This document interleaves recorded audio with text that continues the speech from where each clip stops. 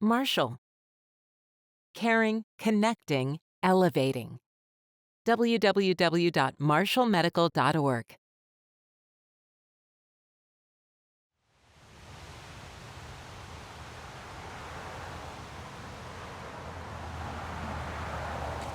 My name is Jaime Tafoya, and in 2017, I had a stroke.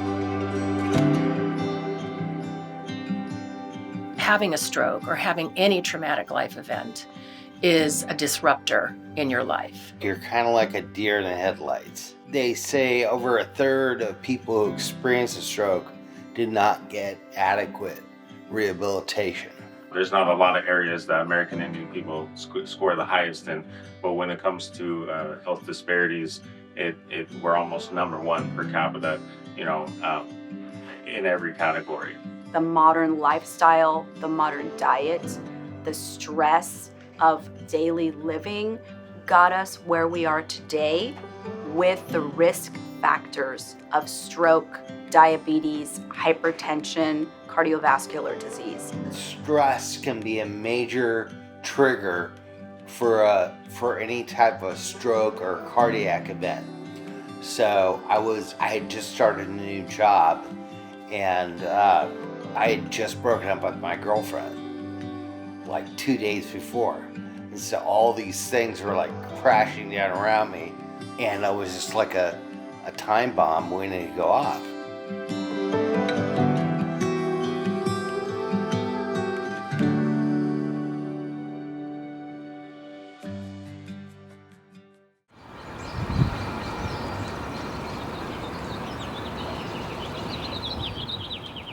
I'm Jennifer Whitney Tucker, and I'm a psychotherapist, a licensed marriage and family therapist. I've known Jaime for years and have been aware of his journey through this stroke and his recovery. And there are so many different aspects to something like that. Jaime first came to me as a patient post-stroke, with also as being both Native American and leaning towards diabetes. Following a stroke, a lot of people take care of the person with kid gloves and protect them and keep them safe and not push them. And that's the worst thing to do. The best thing to do is keep motivating them, push their boundaries, let them look to what they might be able to accomplish and just go for it. So Jaime, I really want everyone to get to know who you are and as a person and like your background. So could you tell us a little bit about your childhood? Well, I was born and raised in California. Working class father, wonderful mother, good childhood. I definitely got a good work ethic from my father, which I think helped me in my stroke recovery. High school, I was a student leader. I was student body president of my class my senior year. That kind of laid the groundwork for my future. And in the early 90s, I went to film school in San Francisco. And then it became, basically a serious hobby.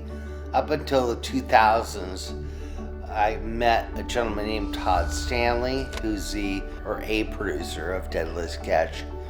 And he and I created a TV travel show, which sort of sparked my career interest in going into full-time production. What moment did you realize you wanted to do cooking for your career? That sort of started around 2010 slowly. My apprentice is as a chef in Sacramento and ended up going to work for Bon Appetit Management Company. That career path led me to Maryland, where I took a job as a chef in Maryland for Bon Appetit Management. And it was in Maryland where I had my stroke and pretty much brought my life to a screeching halt. I was driving home from work and my speech started to slur. I called my daughter and talked to her real quick. I didn't tell her what was going on, but I sensed something was happening. And it was a short drive from home. I got home, I laid down, and within half an hour, the right side of my body went numb. I remember trying to get up to go to the bathroom and just stumbling, ending up on the floor. People get cholesterol plaque buildup here in their carotid arteries, which are the two main arteries feeding the brain. And under certain circumstances, pieces of those can break off, and then they basically block off blood supply to an artery, and that causes a stroke. I had an ischemic stroke, so I wasn't getting oxygen to that part of the brain, and basically that part of the brain died. When you face adversity and face a life-changing health event, you have two choices, and that's, give up or fight. And, when you've been affected by something like a stroke, it's not what happens to you, but it's how you react to that. So I think what's so impressive about Jaime is that he was reaching out to people pretty early on, as soon as he could. Jaime could have just gone quietly away and thought, you know what, I don't know what the future's gonna hold. But he reached out and he was letting people know what had happened to him, where he was at, what his hopes were for the future, what he hoped to do and accomplish. The outpouring of energy from him matched the support that was given to him. He is an individual that is highly motivated following his stroke. And initially when he had his stroke, he did have his physical therapy, and it helped for the recovery from his stroke, which affected actually the left side of his brain. But when you see him, the right side is affected. So he has a flaccid right arm, and he has muscle strength issues with the right leg as well. Good, and then lift up that left leg. Good, and back down. Good. And again, keep a little bend in it, head up. When we look at function, there's crossover for motor function. So if the left side of your brain is affected, you'll see issues occurring on the right side of your body. And with Jaime, he has issues with his right arm and his right leg. One of the gait deficits he has, which is a very common gait deficit, is called foot drop. And that means his foot or his ankle does not pull up, and especially when he's walking. So it's a very high risk for falling and tripping. The muscle that pulls your foot up is either not working at all, or the timing when the brain tells it to turn on is not appropriate anymore. So a lot of the recovery has been around rebuilding neuroplasticity. Like I said, if you knew me at the beginning versus now, it's nothing short of a miracle that I can talk. The stroke is an initial injury. It doesn't progress. It's static. It stays there. So the only thing that will progress is you getting better or motivating, helping someone to look at their potential and to keep moving and fighting for that. We found out over the last 15, 20 years that the brain does have what we call neuroplasticity. So it has the ability to learn and to be able to take on more function, even though he's had prior injury to his brain. And the future of stroke recovery really lies in the body's ability to rebuild nerve signals from the brain to the outer extremities. In the meantime, you really have to focus on proper eating, taking the right supplements, and exercise, and mindfulness, and breathing, and different techniques to basically rebuild your neural networks. This is normal, and you're at normal, you have a stroke and you drop down to baseline. Within the first 6 months, you might come up to here, but that doesn't mean you're finished in recovery. Recovery can be a lifelong recovery. This next part here is where we're talking about getting up to here, is the neuroplasticity and the motor control, where we want to make new circuits in the brain to be able to get that movement or that activity occurring. Because where the brain has been insulted by the stroke, that part of the brain is now dead. But we have lots of circuitry in the brain to take over those components. So, very important to start physical activity immediately because your brain has to have time to rewire. I can remember going out in a walker into the hallway with their assistants and holding me up, and me walking down the hall holding the railing to get that physical activity started. I mean, obviously there are days when you just want to go, forget it. I'm out today, I'm in bed, and you have to give yourself that too. You have to be able to do that.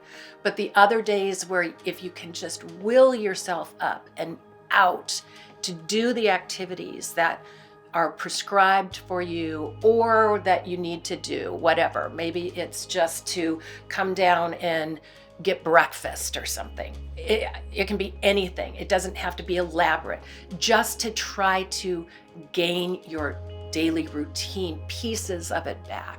Anything that you can do to keep yourself active, because when you're active physically, you're going to be active mentally. And that's the key. A typical mindfulness session will look so different for anybody and everybody. It's two people or more participating in the energy that they each bring.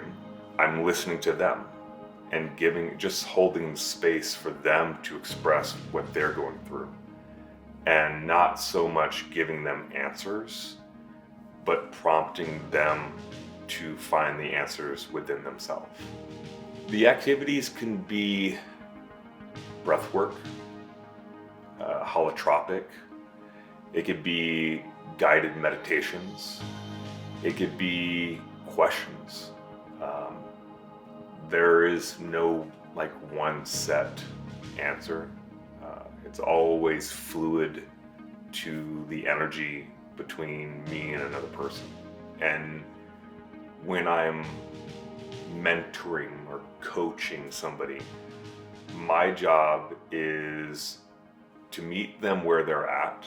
Two of the things that I recommend to my clients who are experiencing trauma, whether it be physical or mental, is to practice meditation and to practice breathing. So breathing practices can make a huge difference in calming your central nervous system and rewiring your brain. You know, we talk about wellness and the physical, emotional, but there's a spiritual component of wellness too. And when you have two people or even a team of people working collaboratively together to find a way for a person to improve their life, well, that's sacred. That's a sacred process. No matter where they come from or what they represent, all of those things disappear. And then when you have a team like that that's working to help one person, then it's going to happen. We are not our diagnosis. We are not our disease. We are a whole body mind with everyday trials and tribulations. Typically, all of us have some type of traumas in our lives, and the unraveling of that is also how we heal ourselves. To better understand ourselves is part of the healing process. The individual really needs to be self-motivated and learn that they're going to have to keep pushing themselves and training themselves for a lifetime going forward from that stroke to be able to obtain that highest level of function. You're coming to grips with a new life of disability. And it's a word I don't like to use, but, I have to. I am disabled. I can't go out and run a quarter mile anymore. I exercise 3 days a week, eat right. But coming to terms with that takes time, and you have to make adjustments, and those adjustments become second nature after a while. Not only you're having all these issues that occur to you, now you have all these people bombarding you with information on how to get better and what to do, and it could be huge overload in your system at times, especially after a new stroke. It's a catastrophic event. May need a lot of psychosocial support to get you through it. The circle of healing, the fact that you have the physical, mental, emotional, and spiritual. And until you work on all aspects, you can't completely heal. So I love the circle of healing concept. So I'm Lakota and Dakota, and so to our people we say Ta Changleshka Wakan, which is the sacred hoop. Basically, symbolically, it represents that secular circle of care that you're talking about. We place you in the middle, and we place all of the providers in a circle around you. Everyone's working inward.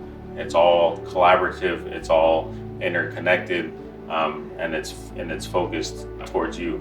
It was really my Native American network that caught me in their net. Was the talking circles, the mental health services I was receiving from the Native American Health Center that really slowly turned the ship around. And connecting with the right people. The universe conspires to connect you with different people, and if you're open, all these people fill a different niche, that fit your plan.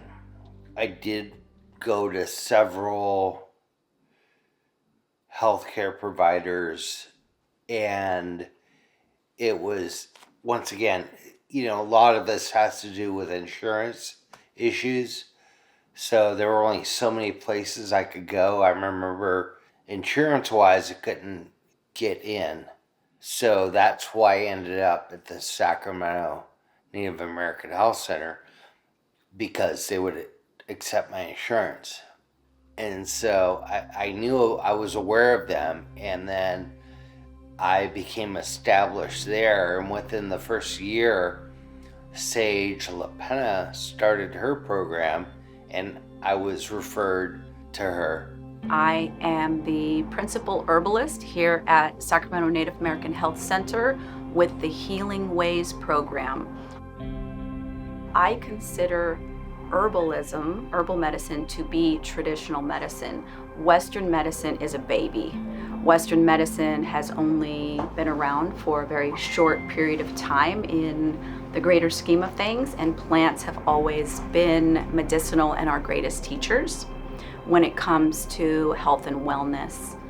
The ways that we view alternative care in the Western world has been a little biased. It's just, we want to kind of leave that piece out and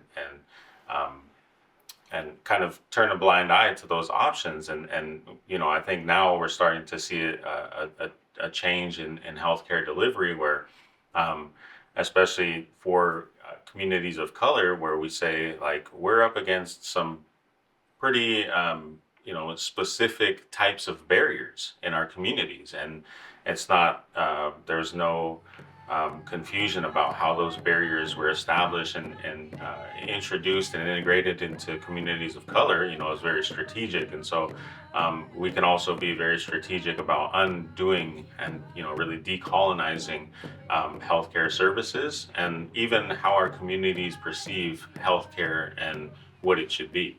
The system of healthcare cannot be cookie cutter to our communities, and it doesn't have to be.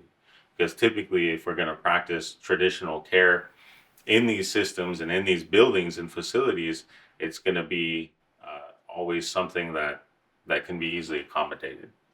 It's not only more beneficial, but it's also oftentimes culturally appropriate in some situations.